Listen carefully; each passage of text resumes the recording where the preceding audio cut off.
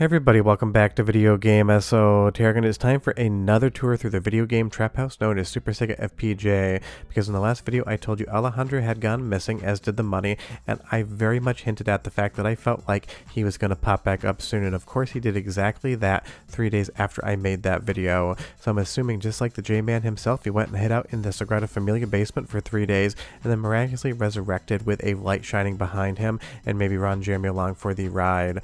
All jokes aside, this just keeps getting weirder and weirder, and every time I predict what's going to happen, it seems to come true. But even I now am pretty much stumped at what the hell we're going to actually watch in this episode.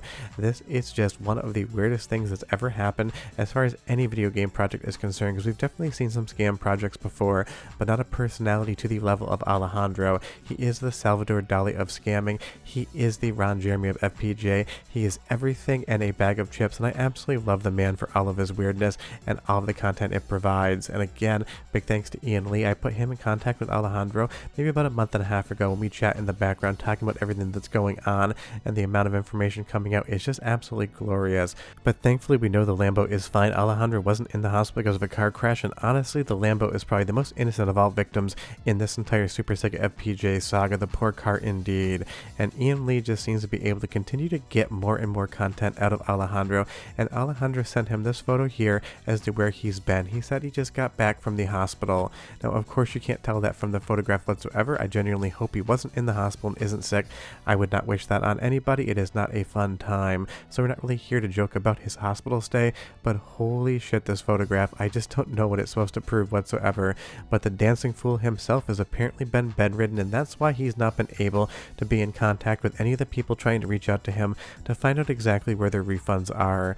And honestly, this is basically the they were dehydrated scam of celebrity just trying to blame a problem off on something that they are not in control of.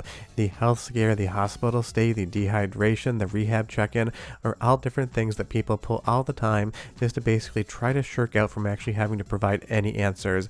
And honestly, the saga of Alejandro and Super Sega FPGA just keeps going in every single direction. The project goes on, it took money, then he was broke because Sega was suing, then Sega wasn't suing him and told him to contact Sega and report their own employees for harassment and fraud. Basically, it's just a laundry list of every single thing you could possibly say to buy yourself some more time, and that's where these things always go. When the time is running out, when everything is closing in around you, people will try to say and do anything they possibly can to be able to get out from underneath it. And again, if he is this broke, why is the Lamborghini still available for sale? Of course, there are no refunds. There's not going to be any money going back to buyers unless it comes back from those credit card chargebacks, as we talked about in a previous video. So it is just another maneuver to try to kick the can down the road a little bit longer. And honestly, the end goal on this probably isn't very well thought out. It seems like maybe everything going on here is just kind of coming off the top of Alejandro's head. He gets panicked and has to say something, because it was hilarious over December. First, it was the fact that Sega was basically only giving them 14 days to respond, to destroy all of the units, cancel the project, change the name, and everything else. And Alejandro talked about this by uploading a video of some Formula 1 racing and him playing guitar from some years ago. The content is absolute gold. I cannot get enough of it. But then of course we had the first miraculous resurrection where Sega said that the console was apparently okay. Now I did have a user send in some information on what Spain's April Fool's Day is, and it basically coincided with the same day that this news went out, so maybe there's a 1% offhand chance that he was just basically trying to play a joke on everyone.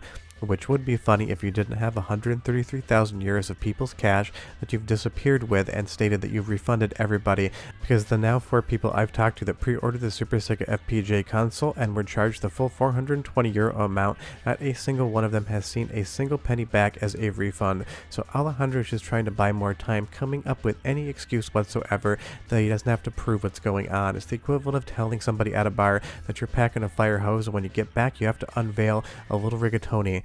You're just going to get caught eventually, but you try to just push that problem down the road a little bit longer. And of course, we've seen so many different interviews with Alejandro, so many different times he's talked to Ian Lee and other people, and every single time it just gets worse and worse. Every time he opens his mouth, every time he comes up with a new explanation as to why something isn't happening the way it should, or why refunds are missing, or why hardware isn't complete, it makes the story that much more implausible, and we're already at 100% implausibility at this point in time. and it's just one of those things. I'm not sure what the end goal is here anymore. Obviously trying to buy some time, obviously trying to pass himself off as sick, to curry some sympathy with people, just to give him a few more days, maybe for him to actually decide what he's going to do next. But this is the voice note he sent to Ian Lee, and wow, it's some pretty good acting if you ask me. So this is the first voice note we get. Hello, Ian. This is the world we created right from the scratch. This is Alejandro. I'm not fine at all. I just left the hospital. Things that may happen when you do this kind of project. I'm still chatting with some guys that did not receive the money. I can tell you that we are counting about between 4, 5, 6, 7,000 euros as much from the more than 100, because we have no more funds, no more money. I just love the fake slow voice there, trying to pretend to be sick. It's like a 7th grader producing a fake cough, and then when his parents aren't looking, jamming the thermometer into the heater in his bedroom to try to produce a fever that doesn't exist. And if you're wondering if I did that, absolutely. It is a 10 out of 10 grift. It will make the thermometer get hotter, and you will get a 3-day weekend, and then suddenly you'll miraculously feel better for skiing on Saturday. And then Alejandro sends another Stripe screenshot just showing a negative $6,000 balance. But honestly, it's one of those things. This could be absolutely anything. And where did the money go? How are you short on funds if you had all the funds in the first place and then you refunded everyone? If I'd taken $100,000 of your money and then I refund everyone, you should be back to zero.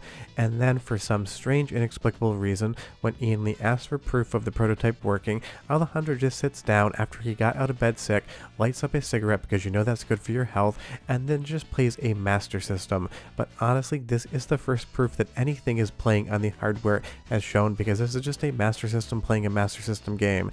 This might be the first time Alejandro's actually shown hardware doing what it says it does on the box, so he at least gets 1% credit for producing a piece of hardware that actually will play a video game, even if it was made by Sega over 3 decades ago. And again, this just keeps getting stranger and stranger and stranger. I do not know how this is going to end at this point in time, but I feel like we still have some more story arcs to go. I feel like we're going to be talking about Super Sega for at least the next 2 months until everything comes crumbling down in some way, shape, or form.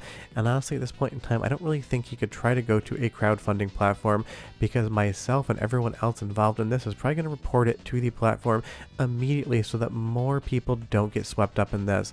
And you've seen so many different quote-unquote demonstrations of the Super Sega FPGA hardware, including this person trying to put a disc in and not really understanding how a CD-ROM drive works in the first place, just trying to jam the disc in there. So it's been one of those hilarious things. It just keeps getting stranger in all the best ways possible. The Ron Jeremy of Spain is up to his tricks again, and now it's basically faking an illness. And again, I'm not trying to make fun of people that are sick. He just doesn't really seem to be sick whatsoever. This really isn't surprising. Of course, when you're trying to extend the time out, some unforeseen circumstance has to pop up. Next, it might be a death in the family. Next, it might be some sort of natural disaster that only happens to Alejandro's house and nowhere else. A fire, a flood, you name it, it could be possible. Leave me a comment down below and tell me what do you think is actually going to happen next. But as far as that illness and hospital stay are concerned, I'd assume it was just food poisoning from these potatoes here. Or maybe one of those shrimp was slightly tainted and took our man Alejandro down temporarily, but you can't keep a good man down. He is a god amongst men. He is a king of kings. He is the Ron Jeremy of FPGA gaming. He is the Salvador Dali of FPGA scams. He is the mastermind behind the Super Sega video game trap house. He is, ladies and gentlemen, Alejandro from Super Sega FPGA, a personality bigger than I ever could have guessed, and one hell of a fun time to cover. And I'm sure he's going to pop back up again, and you know full well we're going to take another visit over to the video game trap house known as Super Sega FPGA. But leave me a comment down below and take a guess at what he's going to do next. I would be very curious, because at this point in time, all bets are off. But now you know the updates. Alejandro is in the hospital, and we'll see you guys next time. Bye-bye.